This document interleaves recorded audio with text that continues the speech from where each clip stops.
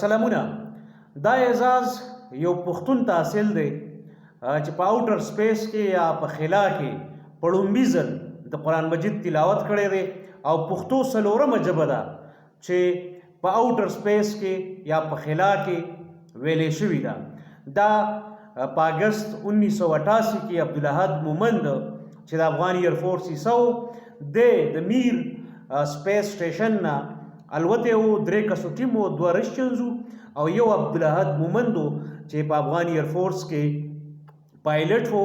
د په 59 کې پیدا شوی او اوس هم د په جرمني کې ژوند کوي.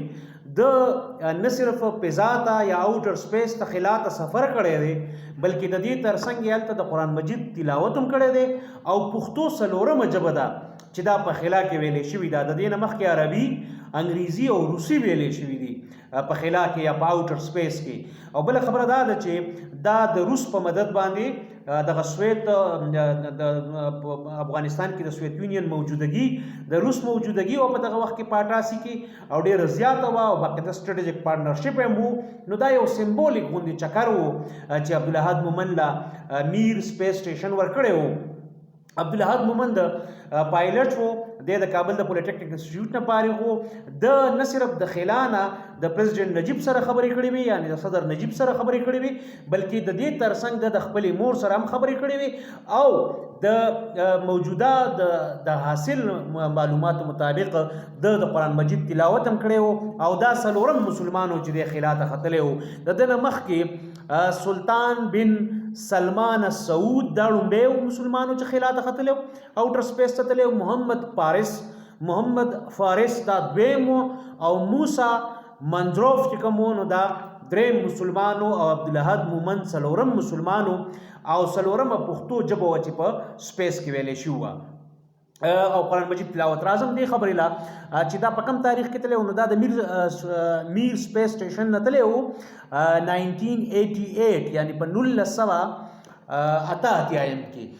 ځینې نور معلومات د دا حوالې سره تاسو سره شریکول غواړم که ماته مخې ته رال ځینې نو او دا چې د خپلې مور سره هم خبرې کړې وي او ځینې نور معلومات د باره کې د ده چې کوم میشن و، د چې کوم په کوم سیز کې چې دی تللی و یا په کومه کرو کې چې دی تللی و د هغې میشن نوم و سویوز TM6. دا رشین ژبه ده نو زه به سم ونه شم ویلی. او یو ولادي میر لیخوف دا د ملګری و، انجینیر کمانډر و په دغه سپیس په دغه میشن کې، څنګه چې اوس ناسا میشنز کوي دغسې دا یو میشن و. ویلري پولیکوف د یو بل ملګری و چې د سره په دې کې ملګری و په دې عمل کې یعنې په بره تلو کې. دا 29 اګست 1988 و 4 بجې دی فلایټ شروع کړی و په 29 اګست 1988 او د بنیادي طور د پښتنو د مومندو قبیلې سره د تعلق و.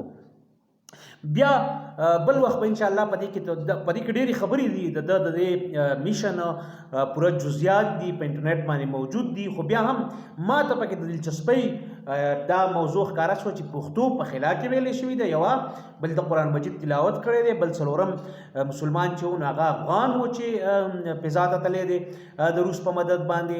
هلته نه بیا د خپلې مور سره خبرې کړي دي او یا داسې یعنې د یو لوی او میډل کلاس کس راوچتېدل، بیا فضایي ځواک ته یا هوایي ځواک ته راتلل، ایرفورس ته راتلل، بیا پایلټ جوړېدل او بیا دغسې په یو دومره اهم میشن کې د خپل وطن او د سیمې د پسماندګۍ باوجود هغه شامل شو. دا ډېر لوی اعزاز او لوی سعادت دی چې غوښته مې در سره دغه لږ ډېر معلومات شریک کړم. بیا که چېرته ژوند و دې حوالې سره به د ژوند د اوس څه کوي، د چېرته ژوند کوي او د دې میشن ټوټل مقاصد څه و، حاصل څه و، دا به زه بل وخت انشاءالله د خیره شریک کړم. تر دې مهاله د عبدالاحد مومند باره کې د دغه معلوماتو د شریکولو د اورېدو بهرحال ډېره زیاته یو جهان مننه کورم ودان.